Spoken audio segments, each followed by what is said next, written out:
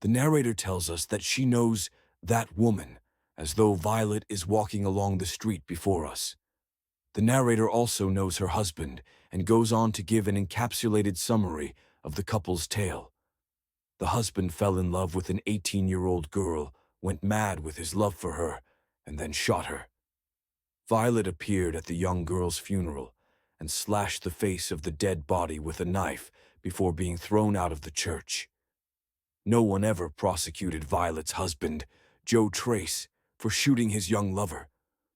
The girl's aunt knew that hiring cops was not worth it because Joe cried every day in grief and was already repentant. Violet was the topic of conversation at a meeting of the local women's club, but the ladies decided against giving her financial assistance after the scene she caused at the funeral.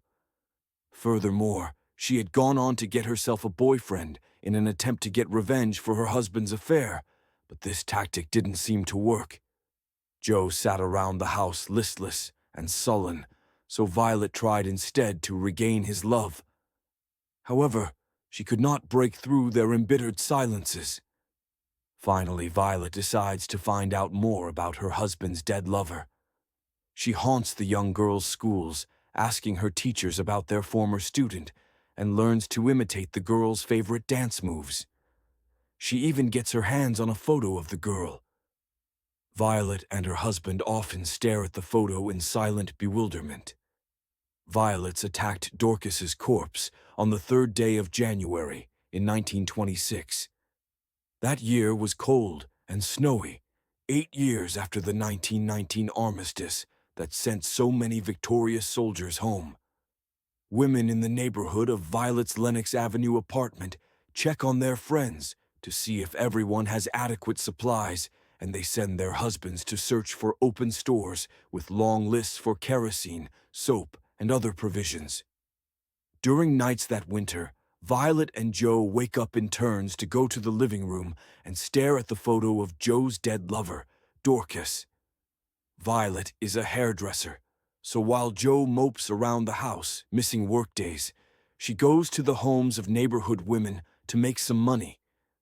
She becomes increasingly obsessed with the idea of Dorcas and has imagined conversations with the young girl. Filling her day with hair appointments and household chores, Violet seeks to stave off her sadness.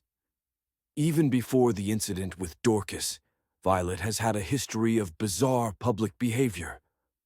One day she sat herself in the middle of the street and would not budge until some bystanders helped her to a nearby stoop. Another time, she walked off with an infant whom she was asked to watch for a moment. When she was younger, she was snappy and confident, but over the years she found herself slipping into a quiet sadness, except for times when her wayward mouth led her to speak nonsense. Joe is first annoyed and then depressed by the change in his wife. The novel is made up of 10 sections that have no numbered divisions or chapter headings, but follow each other with unequal lengths and pick up the story at unexpected places in the narrative track. This whole first chapter focuses on what happened with Violet in the months after she slashed Dorcas's face, and also reflects more generally on living in New York and what it is like to be a woman. Joe met Dorcas in October, and the affair lasted for 3 months. Joe remembers everything about Dorcas's face and mannerisms with aching sadness, even when he recalls the afternoon on which she said she would leave him. When he lies in bed trying to recall the early days of his marriage to Violet, he can only remember the dates and events, but he has long lost the feeling of love that characterized those times. Joe met Dorcas when he was going over to sell cosmetics to a group of women gathered at the home of Alice Manfred. The young girl, whom he had already noticed in the candy store, opened the door for him, and when he left the house he whispered in her ear. Joe and Violet met when they were both working in the fields in Vesper County, Virginia. Within a short time, they found themselves heading on a train up north to New York City, intoxicated by their hopes, love, and their dreams of urban life. The year was 1906, 20 years before Dorcas's murder and Violet's breakdown. At the end of the 19th and the beginning of the 20th century, a great number of black people from all over the country migrated to New York City to escape field labor, racism, and the expectations of rural life. Upon arrival in the great metropolis, it was easy to forget about their previous existences, and these migrants felt that the city had always been home. 20 years after their arrival in the city, Joe gives up trying to make a marriage with Violet work and begins his affair with Dorcas. He rents a room from a neighbor for 6 hours out of the week, allowing him to bring Dorcas to bed with him and tell her things about his childhood. He tells her that when he was 14 and still in Virginia, he sat by a riverbank at dusk and spoke to a woman who he believed to be his mother as she hid in a bush. He asked the crazy woman to make a sign with her hand to tell him definitively if she was indeed his mother, but in the dim evening light he could not be sure that she had done so. Dorcas understands the emptiness that Joe feels because she feels it too. She knew her mother, but the woman had slapped Dorcas, and they had fought. While living in East St. Louis, Dorcas was staying over at a friend's house one night when she heard a commotion from across the street. Her family's apartment was on fire, and she remembers screaming for her box of dolls. Dorcas also talks at length about Mexico and begs Joe to take her there, where they will dance all night and enjoy a happier life.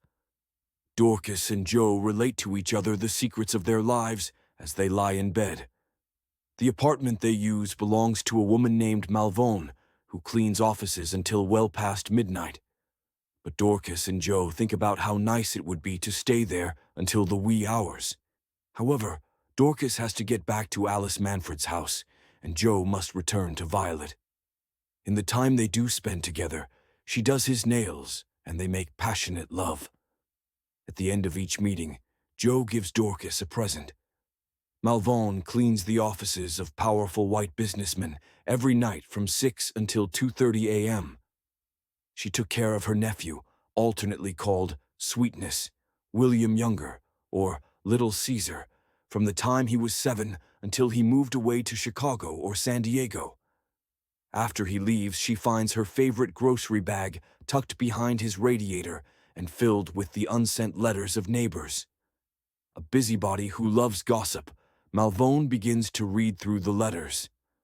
Some of the letters require her to take immediate action because the intended receiver has been left waiting with inadequate or outdated information.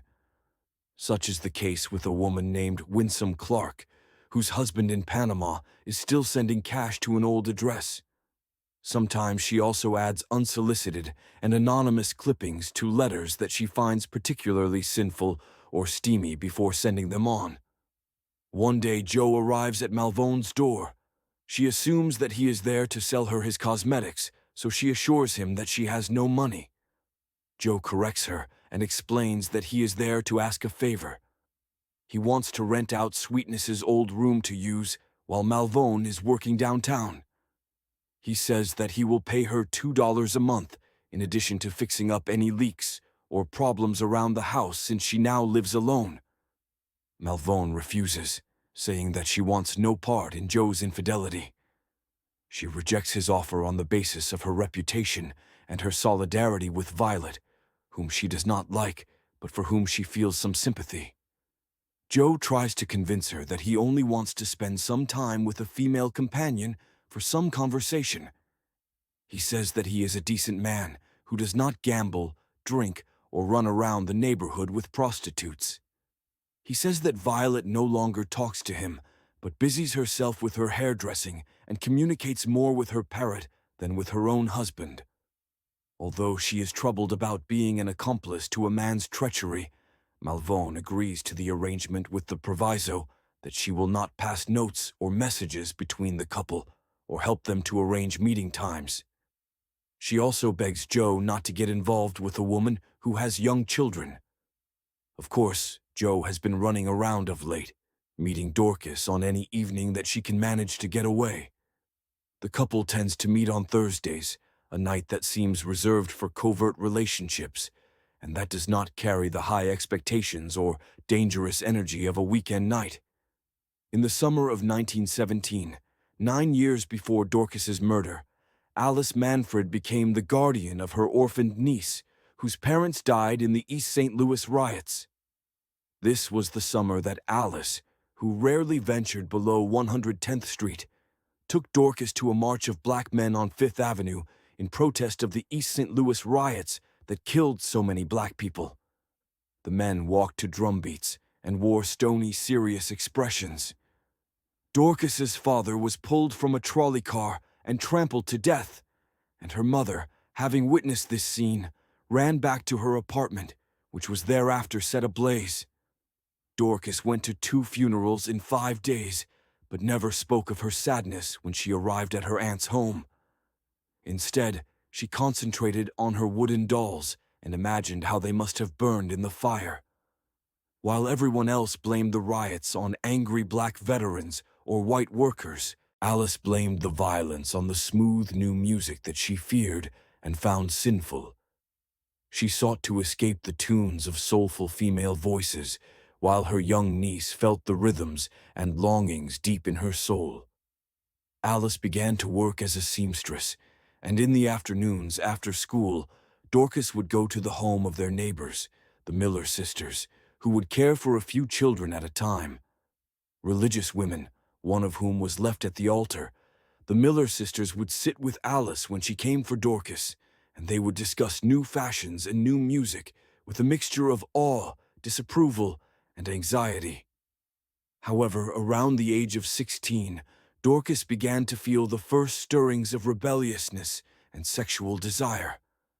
One night when Alice was out of town, Dorcas and her best friend Felice went out to a dance party where Dorcas tried to look older and more mature by undoing her tight braids and by adjusting her prim, modest dress. When she and Felice arrived at the party, Dorcas immediately noticed the 2 handsome brothers who danced up a storm and shared the same good looks.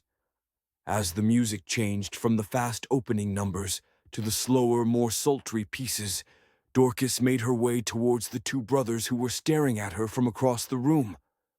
Right as she was about to approach them, one of the boys whispered something to his brother, and their brilliant smiles instantly faded.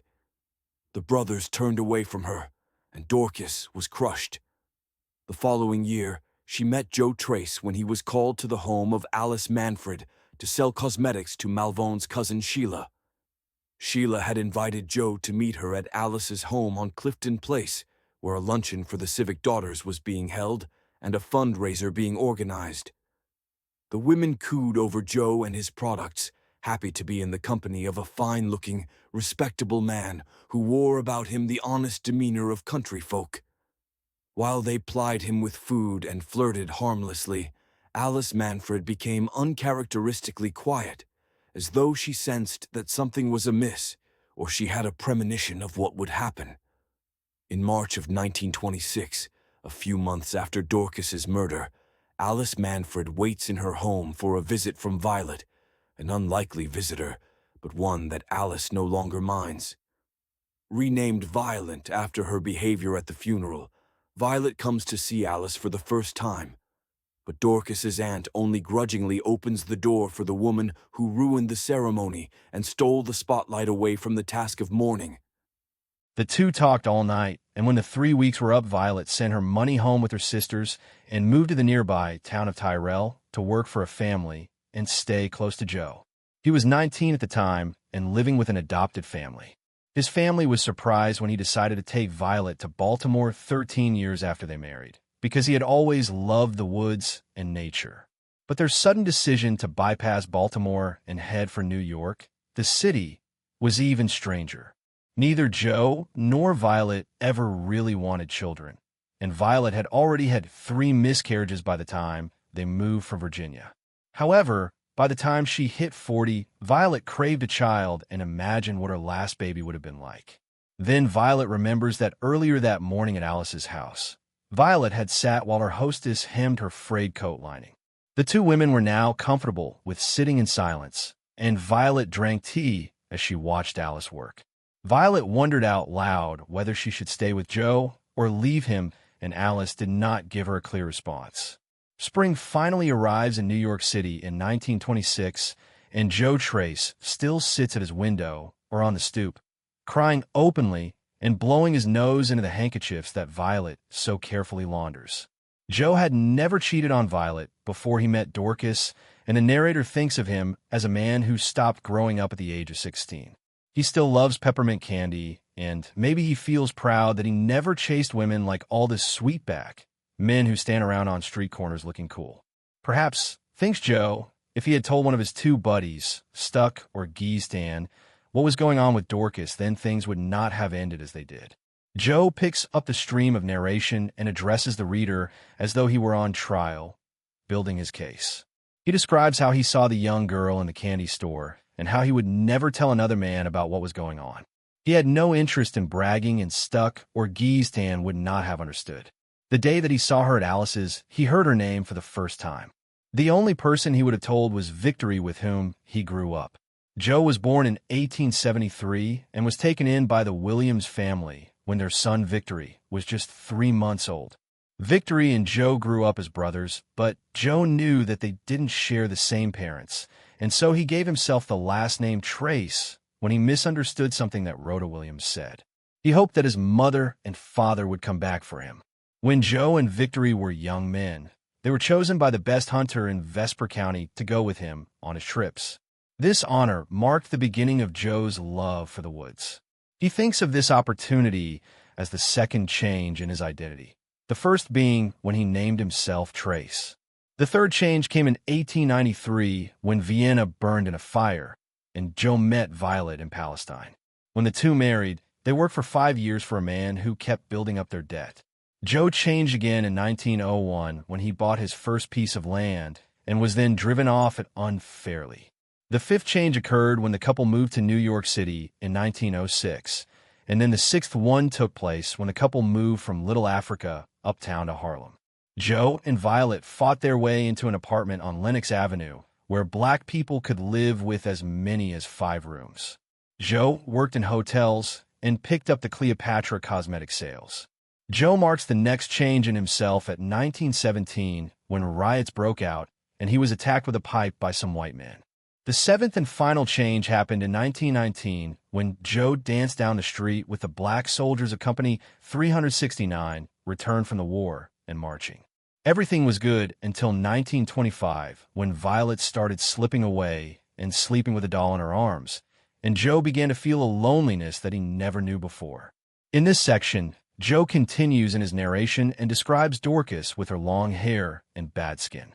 She asked him to give her the beauty products that would help her blemishes, but he was glad that they never worked because the marks on her face were like a kind of trail for him to follow, similar to the trail that he followed in Virginia to track down Wild, his mother. Joe had also followed Dorcas' trail for the 5 days that led up to party where he shot Dorcas across a crowded room of dancers. He looked for her that Tuesday at her hairdresser's and was told that she wouldn't be in. He began to wonder about a story she had told him to get out of meeting Joe the previous Saturday. When Malvon saw Joe that week, her eyes were laughing and he knew that something was up. When he finally tracked Dorcas down that week, he took her to Malvon's place one last time and she said hurtful things to him. Joe thought about the young men hanging out on the street and realized that they never had to track down women. The women came to them. The day that he went to Malvon's and she laughed with her eyes, Joe ran all the way to Inwood, where he and Dorcas first met. Running through the snow, he remembered their first meeting, thinking about the shoes that she wore and the hoofprint like marks on her cheeks. Joe had told her that she was worth Adam's expulsion from Eden and that he would suffer it all again to be with her. He had brought her so many presents and always worried if she would be pleased.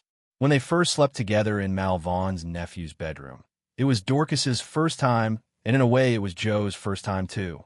He felt that he had chosen her, and that he had risen rather than fallen in love. The narrator begins this section by telling the story of True Bell, Violet's grandmother, who leaves her job with a woman named Miss Vera Louise in Baltimore to go and help her daughter, Rose Deer, back in Virginia. True Bell had left Virginia a slave, but when she returns in 1888, she is a free woman. Rose Deer's husband has signed a paper that gives collectors the right to repossess everything that his wife and children have, leaving the family in utter squalor after he disappeared. True Bell had worked on the estate of a man named Colonel Wordsworth Gray, whose daughter, Vera Louise, became pregnant by a black man. Her parents disowned her and left her enough money to live elsewhere. So Vera Louise took her slave True Bell, then 27 years old, with her to Baltimore. True Bell left her daughters Rose Deer and May with an older sister when she left. Vera Louise named her illegitimate child Golden Gray because he had golden curls. She and True Bell adored him, spoiling and pampering him. When Golden is 18 years old, Golden finds out that his father is black from True Bell. His mother refuses to talk about it, but True Bell tells Golden that his father was a black man named Henry Lestroy living in Vienna, Virginia. 7 days later, Golden sets out to find and kill him. Golden takes his carriage and goes to meet his father, unsure of what he will do or say, but seething with rage.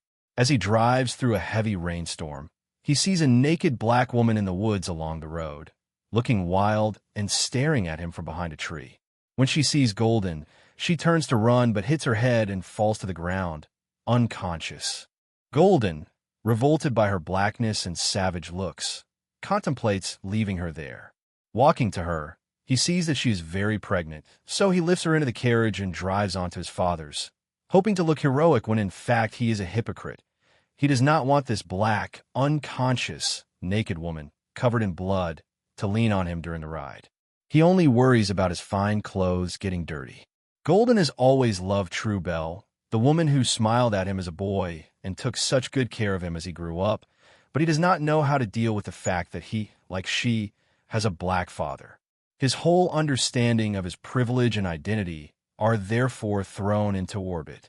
After a ride of several hours, Golden comes upon a simple house that he assumes is his father's.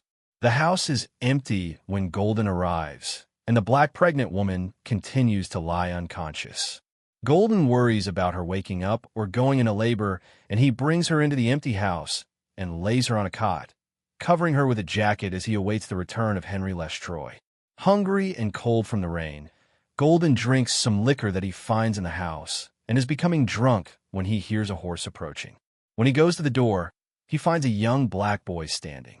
The 13-year-old black boy standing outside of Henry Lestroy's house with his mule and responds to Golden Gray's greeting.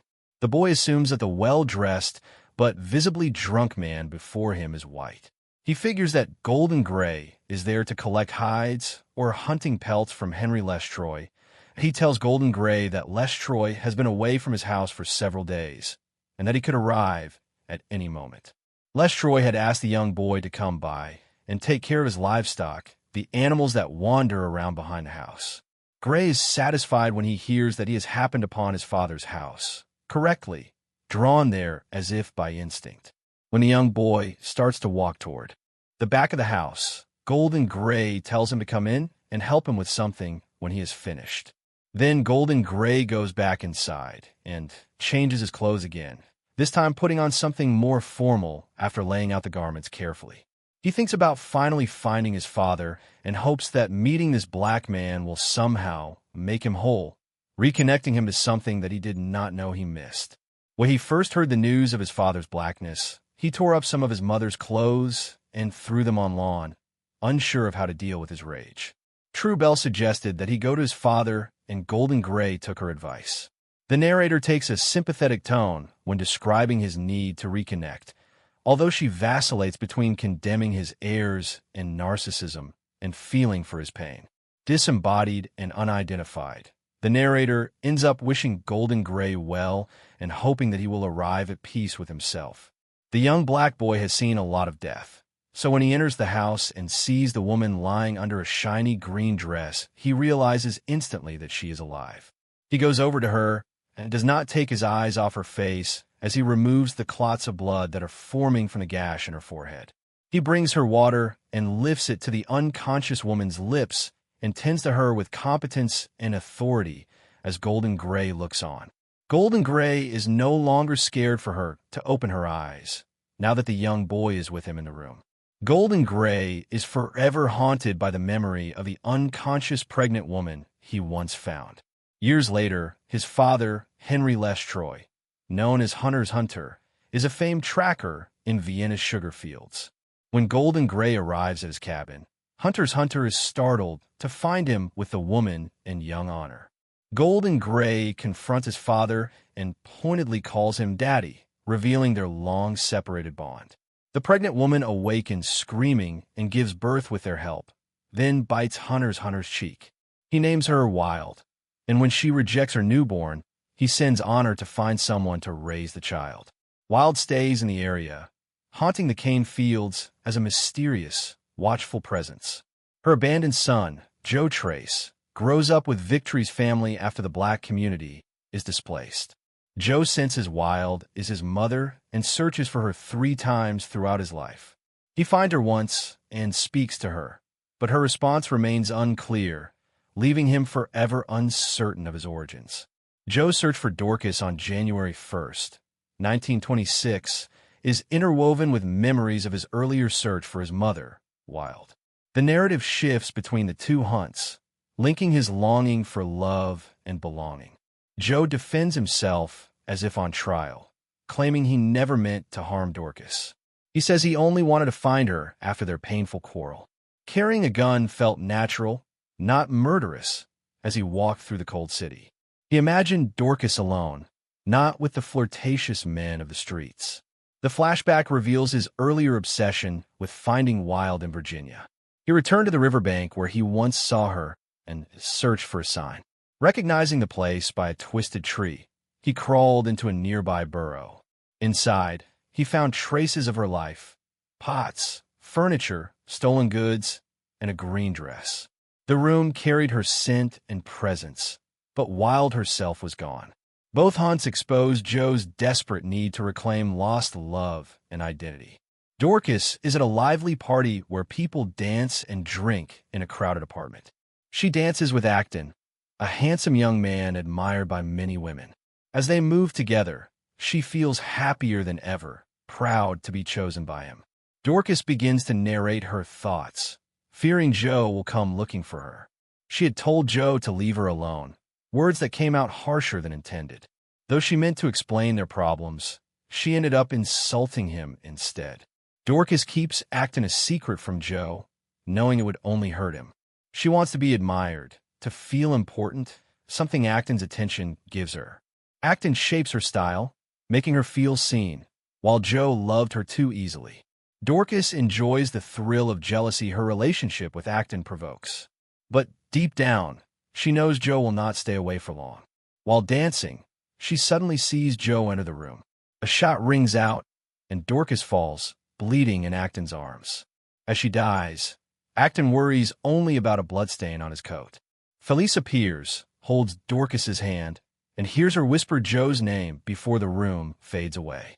On a bright spring day, Violet stands on her porch listening to young trumpet players while Joe sobs inside. She has just returned Dorcas's picture to Alice Manfred and believes that's why Joe is crying. Seeing a girl with Dorcas-like hair approaching, Violet immediately thinks of her husband's dead lover. The girl is Felice, carrying a record and sweetmeat, arriving to share her story. Felice explains that her grandmother raised her while her parents worked in Tuxedo. Her parents visited rarely. Her father read in silence, and her mother went dancing or to church. Her grandmother disapproved of Dorcas, but Felice and Dorcas were inseparable despite teasing at school.